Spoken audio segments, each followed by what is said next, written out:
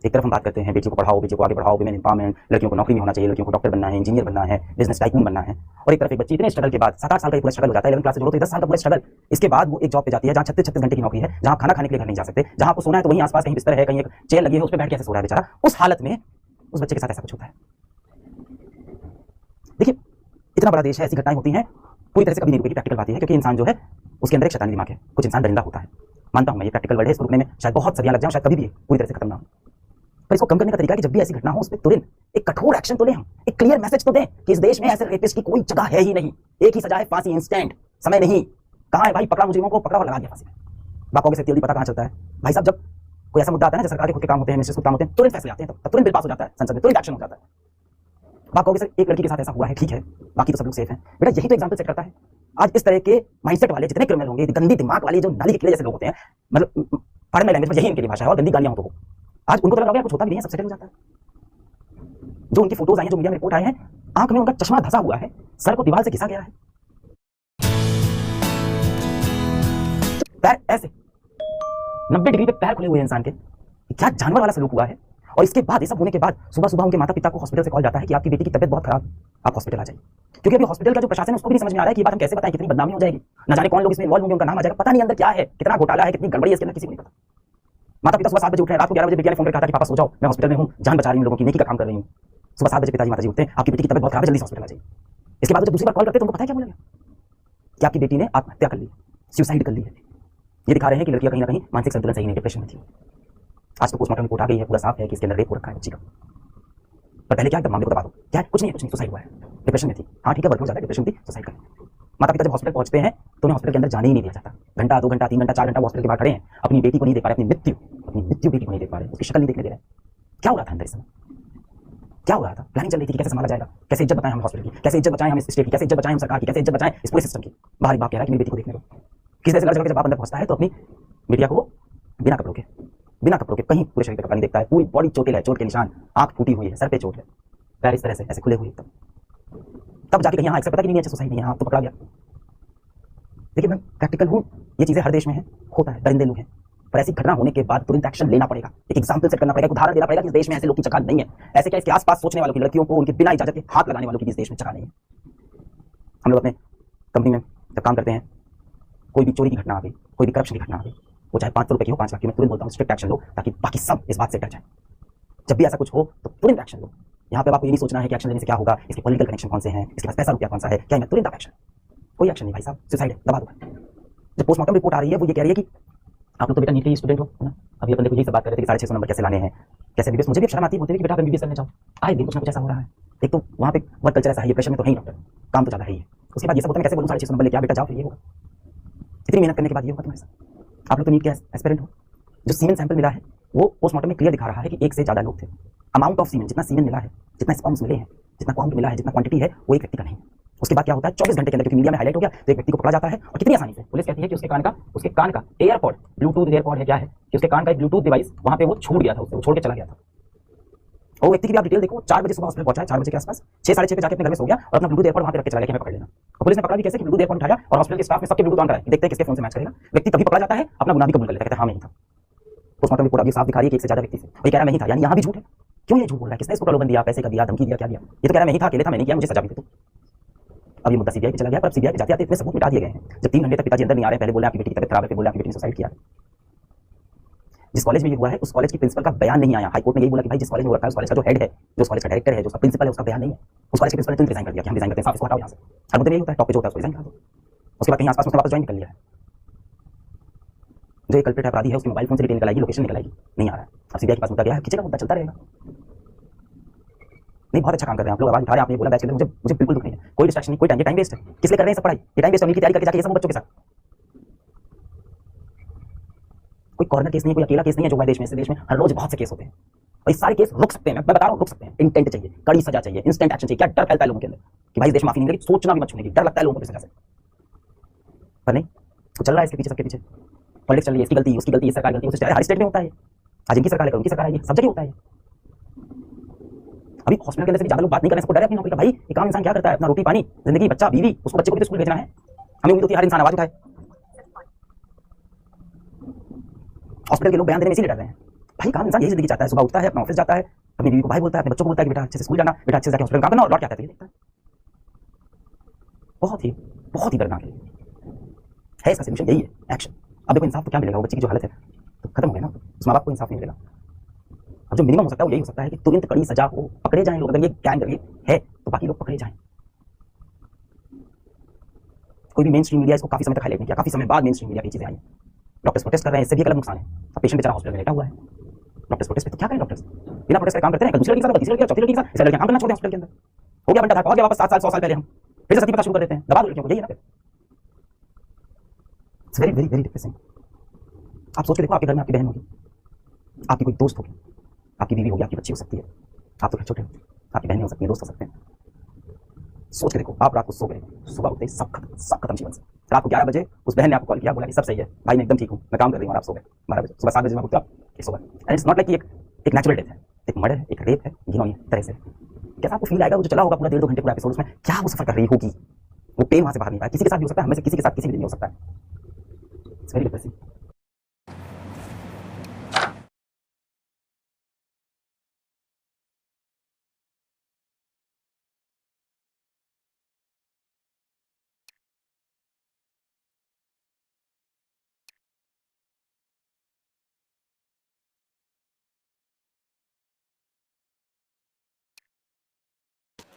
अगर आपने ये सब देख लिया तो मैं आपसे बात करना चाहूँगी।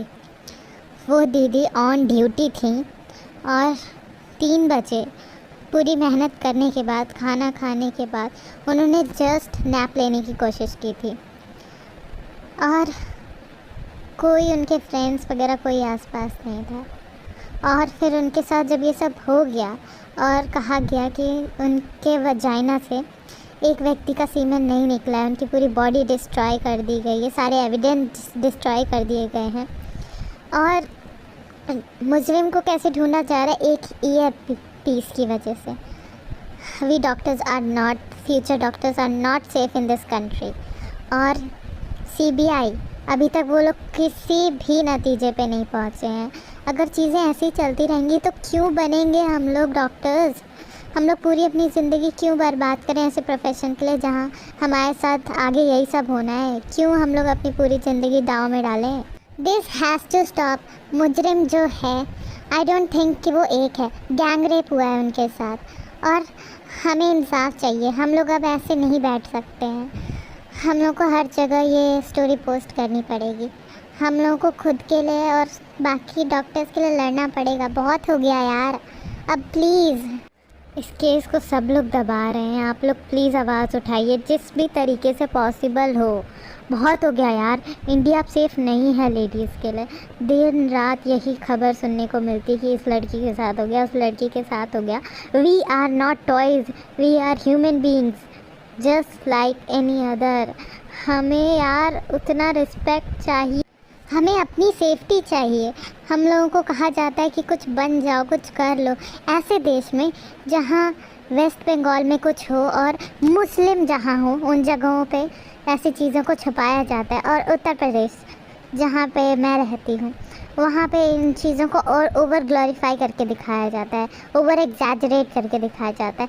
हम लोगों को इंसाफ चाहिए, ना कि इन खबरों का तमाशा बनाना है हमारे देश में।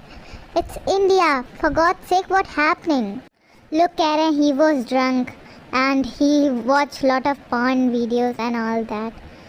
Literally ये आदमी ये समझ क्यों नहीं पाते हैं कि हम टॉयज़ नहीं है जिनके साथ वो खेल सकते हैं, हम इंसान हैं। और ये बात मेरे दिमाग में रख लो। अगर you watching this video are you porn addicted, तो प्लीज़ सुधर जाओ और संभल जाओ, because porn is not real. वो आपकी लाइफ और आपसे जुड़े हुए लोगों की लाइफ बर्बाद कर देगा। It's just a trap. Rape is not sex, it's a crime. Her bar India में कुछ ना कुछ ऐसा होता है और उस पर स्ट्रिक्ट एक्शन नहीं लिया जाता है। बस बहुत हो गया यार, अब नहीं सहा जाता। इंसाफ दिलवाइए हमें किसी भी तरीके से। We want justice. हमें कुछ साल बाद उस लड़की की जगह नहीं होना है। She was excellent in study, she want Before she got raped and murdered, she wrote in her diary that she wanted to be a gold medalist in what she was practicing. And it's really heartbreaking कि अभी तक उसे इंसाफ नहीं मिला है। आप लोगों को शायद मेरी कुछ बात हार्श लग रही होंगी या कुछ बात शायद इररिलेवेंट लग रही होंगी, लेकिन ये बात समझ लीजिए कि ये हर बार का ड्रामा है। कब ख़त्म होगा ये सब? हम लोग छोड़ दें नीट पढ़ना? हमें नहीं है पढ़ना नीट अगर हम लोग सेफ़ नहीं है। हम लोग नीट क्यों कर रहे हैं? ताकि हम लोग दूसरों की हेल्प कर सकें और फाइनेंशियली इंडिपेंडेंट वुमेन बन जाएं, सेफ़ रहें। लेकिन she was in her hospital dam और उसके साथ ये सब हो गया। हम लोग हॉस्पिटल्स में भी सेफ़ नहीं है, तो क्या करें हम लोग वुमेन? कहाँ जाएँ? मेरा 110% शक सारे अंदरूनी लोगों पे ही है, जितने कैंपस और उन सब के अंदर थे। बाहर का व्यक्ति आके ये सब कैसे कर सकता है? Like we have so many questions और सबको दबा दिया जा रहा है। Just power of power and influence of power. थक गई हैं हम औरतें यार, गर्ल्स। अब हम लोग अपने प्रोफेशन में सेफ़ नहीं हैं, हम लोग कहीं सेफ़ नहीं हैं। कब तक चलेगा ये? लड़कियों प्लीज़ अपने मार्शल आर्ट सीख लो या कुछ भी कर लो, क्योंकि ये दरिंदे, इनको रोकने के लिए मुझे तो नहीं लगता कोई लॉ आ रहा है। By law I mean some serious law. I have so many things to say but I am just going to end my video right now because मेरी कुछ बातें कुछ लोगों को हज़म नहीं होंगी एंड इट इज़ हार्श। और हमें हार्श बात करने की ज़रूरत है। हर दिन हर समय ऐसी चीज़ें घटनाएं होती रहती, क्यों यार? इन लोगों को किसी बात का डर क्यों नहीं है? इन्हें 3rd डिग्री टॉर्चर दो, जिस तरह उस लड़की को दर्द सहना पड़ा था। और there so many things to say but I just can't so much. पता नहीं क्यों यार हर बार ऐसे दोषियों को क्यों बचा लिया जाता है? इन्हें पकड़ो, इन्हें मारो, जनता पकड़ ले तो मार दे यार। And you must be thinking why I'm saying India all the time. Every country has this problem. No! India में है यार ये सब। सिर्फ अगर मुस्लिम स्टेट है तो वहाँ चीज़ें दबा दो, और कोई नॉन मुस्लिम स्टेट है तो उनसे पूछा जाएगा कि वहाँ की सरकार क्या कर रही है। और जहाँ मुस्लिम स्टेट में अगर गलती से ये हो गया तो उनसे कभी कोई क्वेश्चनिंग नहीं की जाएगी, ऊपर से मामला और दबाया जाएगा। Muslim Hindu religion drama, like seriously हमारी कंट्री में अगर मुस्लिम कोई कुछ भी करते तो उस पर उतना स्ट्रिक्ट एक्शन कभी नहीं लिया जाता है जितना कंपैरेटिवली टू अदर रिलीजन। क्यों होता है ये सब? और क्रिश्चियंस का भी सेम यही हाल है। हमारा देश है ये, यहाँ रिलीजन से क्यों चीज़ें चल रही हैं? वेस्ट बंगाल में हालतें बहुत ख़राब चल रही हैं। We are done with it. हमें इसके खिलाफ आवाज़ उठानी होगी, not only on the rape case, on all the things. Let happen this case. Pornography हो गया, रिलीजन की वजह से मामला दबाना हो गया, और मीडिया पे वो दिखाना नहीं हो गया, और जितना सबूत था वो छुपाना हो गया। कब तक यार? प्लीज़ लेडीज़ इस आवाज़ उठाओ इस केस पे। It's really serious. ये होता रहेगा अगर हम लोग चुप रहेंगे तो। बहुत हो गया। No, we can't be silent any more. ये केसेस होते रहेंगे अगर हम लोग चुप रहेंगे तो। और प्रैक्टिकली सेइंग ये होगा। दरिंदे हैं जो स्टॉप नहीं होते हैं, लेकिन आज के कुछ साल बाद अगर कुछ ऐसा हो तो ऐसा हो, कानून होना चाहिए कि वो ऐसा करने से पहले उस आदमी की रूह कांप जाए कि उसके साथ इतना घोर टॉर्चर और उसे फांसी मिलेगी ना, कि वो ये करने से पहले 100 बार सोचे। हमें इंसाफ तभी मिलेगा, केवल फांसी से कुछ नहीं हो सकता है। और बहुत कुछ, अब और कुछ नहीं है कहने को मेरे पास। बहुत कुछ है, लेकिन अगर मेरी बातें आपको चुप गई हो तो you can understand my emotions. I am really sorry, but I am a NEET student और मेरा भविष्य ऐसा होगा। I am really scared and want to quit this. Hope you liked watching. Thank you for watching till now. Please take action.